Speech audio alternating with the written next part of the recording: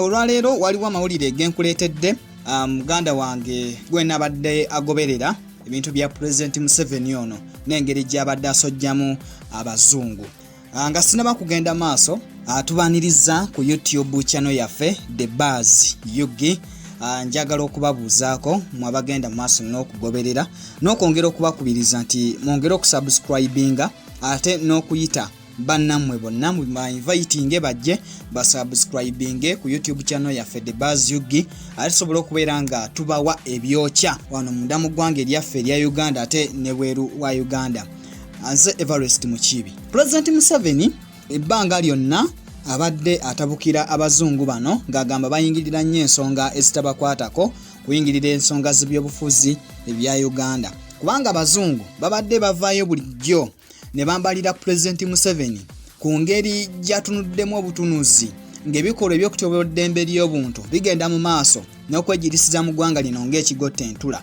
Gamba nga mu biseera eby'okulonda era awo mu luvannyuma lw'okulonda waliwo alipoota eyafulumizibwa eggwanga lya Amerika nga minisita w'ensonga z'amawanga amalala mu ggwanga eryo erya Amerika Anthony J. Blinken yavaayo n'agamba nti Amerika evumirira ebikolwa eby'okutyoboola eddembe ly'obuntu ebyegirisiza mu ggwanga lino mu biseera eby'okulonda n'ebiseera ebyakakuyego eby'okulonda oba kyoyinza okuyita campaign, nti abantu bangi battibwa, abalala bangi ne bayisibwa ng'ekyokuttale ng'ate tewali kibabalanga.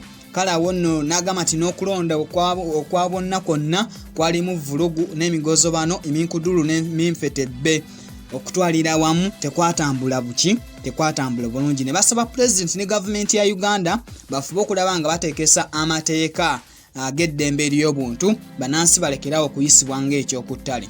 Ate tuba tugenda okulaba mu mbeera y'emu nga waliwo ekitongole ekya Democratic Governance Facility DGF.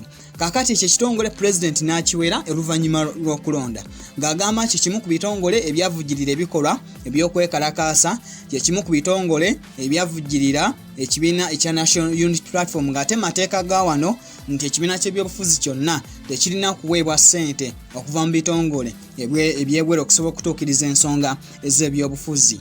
Kakati ekyo n'akiwera era n'ayongera okwambalira abazungu Mwami Museveni ng'agamba nti bayingiridde nnyo ensonga za Uganda. Kakati agenda okulayira n'abagamba nti ye tebayinza kumusomesa democracy, kubanga ekyo bamutwala mu nsiko nalwana emyaka gy'abeera mu nsiko nti yali democracy.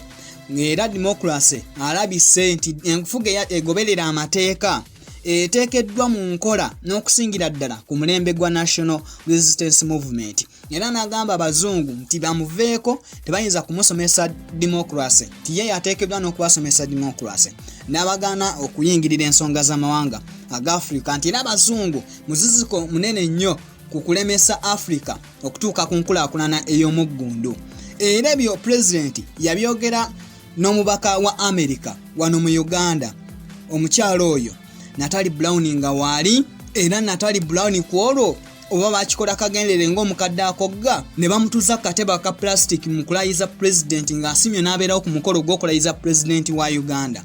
Ne bamutuza kateba ka plastic kwoteka n'abakungu abalala, naye era President n'asinzira mu kulayira okwo n'agamba nti nedda abazungu mulekerawo, so nga ate abazungu bo baali balowooza baali bamuwabudde buwabuzi so si kumulagira.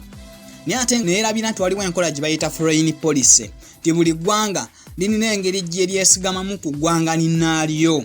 Oba okiraba kakati munange ebyobufuzi bizibu nnyo, era nyinza okugamba nti oluusi ebyobufuzi bagamba nti muzannyo mukyafu, politics is a dirty game, nga kino kyeroka okuba nti nno n'abazungu bennyini President Museveni yabeegayiridde bajje bamukyalireko. Kati ye sitole yo gyenkuwa kaakati bajje bamukyalireko boogere ku nsonga ez'okulaakulanya Uganda ne Africa okutwalira wamu. Era abazungu ssebo ne bamwanukula bulungi nnyo ne bakkiriza okujja, kubanga badde atiitibya nnyo Omuchina ng'agubasaza mu kabu n'Omuchina era nga awo njagala okugambira nti waliwo olutalo lugenda maaso lw'ebigambo lwetutategeera olwa capitalism ne communism oba socialism. Capitalism yo w'abazungu bano enkola eyo gye bayita nasiwa mukange, ate eri eya communism eya nakalyakaani yeyo mu China. Nti capitalism yo muzungu agamba nti omuntu alina okubeera n'obuyinza ku byenfuna ebibye n'engeri gy'ayingizaamu ssente, alina okubeera n'obwannannyini ku ttaka lye. So ate yo mu China agamba nti gavumenti yerina okukola buli kimu, nga gavumenti yefuga ettaka ate nga yefuga ebyenfuna by'abannansi, communism. Kaakati awo nno President Museveni abadde nnyo ku mu China newankubadde nga kibadde tekivaayo lwatu. President Museveni yasalawo okwadoptinga enkola eya communism ng'amaze okusuulawo capitalism ey'omuzungu nga kivaayo mu lwatu, kubanga abantu singa bakitegeera obulungi kiba kijja kuleeta akamyamberege wano mu ggwanga. Kakati njagala okubuulira nti President Museveni ali yakulubuutidde Senator ow'essaza lya New York mu ggwanga lya America ebbaluwa ajja akyaleko kuno bongere okunyumya ebigambo by'enkulaakulana, ate n'okulaba nti no waliwo bamusigansimbi abava mu America bajje wano mu Uganda bamuwa amagezi ate basige ensimbi wano mu ggwanga eryaffe erya Uganda. Weewaawo kakati tukyali ffenna naye nga mukola bulungi nnyo okubeera wamu naffe, nenyongera okubajjukiza bannaffe banywanyi baffe ti musubscribinge, mwenna mujje musubscribinge okwongera okufuna amawulire amalungi wano ku YouTube channel yaffe The Buzz UG. Kakati President Museveni yawandikidde James Sanders Jr.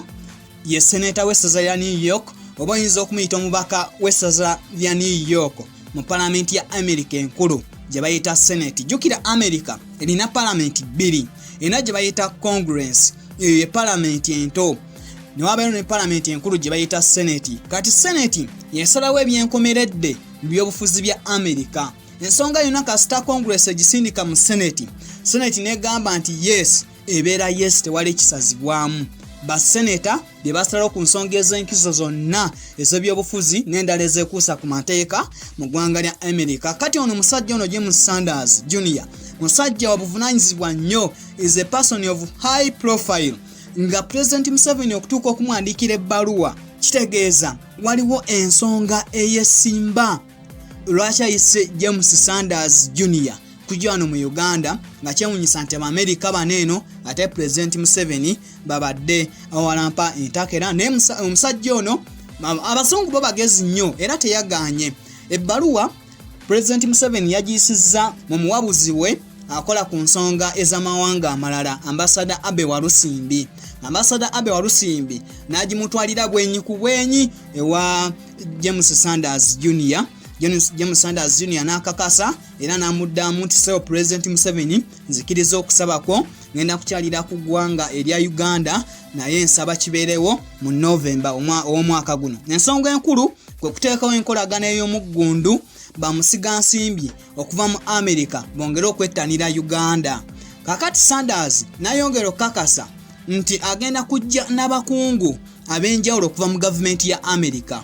Ave ku ekyo akwate bamusigansimbi abeegulidde erinnya mu ggwanga lya America ne mu kusiga ensimbi mu mawanga ag'enjawulo nga gakulaakulanye olwa bamusigansimbi abavudde mu America abakwate ajje nabo ku bugenyi obw'enjawulo mu November omwaka guno babeeko endagaano gye basako omukono ne President wa kuno Yoweri Kaguta Museveni bagende mu maaso n'okusiga ensimbi mu ggwanga lino nga bayita mu kulaakulanya ebitongole eby'enjawulo bagana b'amakolero oba amalwaliro oba kiki byonna bye banaabatuuseeko tubirindiridde mu November w'omwaka guno. Naye nga njagala okujjukizaako nti ebyobufuzi kazannyo nnyo kubanga omuntu abadde asobola okulowooza ti Sanders tiyalizeemu bbaluwa ya President Museveni oba tiyalikiriza kusaba kwa President Museveni. Olw'ebyo President Museveni byabadde aboolekeza abadde awanda nga mukambwe ennyo eri abazungu olw'okwogera ku bikolwa eby'okutyobola eddembe ly'omuntu bigenda mu maaso munda mu ggwanga erya Uganda. Weebale nnyo n'ezo ensonga ezo nze Everest Mukiibi nyongera kujjukiza muganda wange gwe wenna agenda maaso n'okugoberera nti subscribinga kubanga mmanyi osobola okugoberera naye nga tosubscribinze naye nkusaba ate obeere munnaffe nnyo obeere wa kinywi ng'osubscribinga ate omala okusubscribinga ogambe ne munno ate baleme okusubwa ensonga amata obutanga zino zitugenda maaso n'okulambulula kuyita ku YouTube yaffe eno The Buzz Yogi. Mwebale nnyo, mwebalire ddala, Mukama Katonda bakuumye.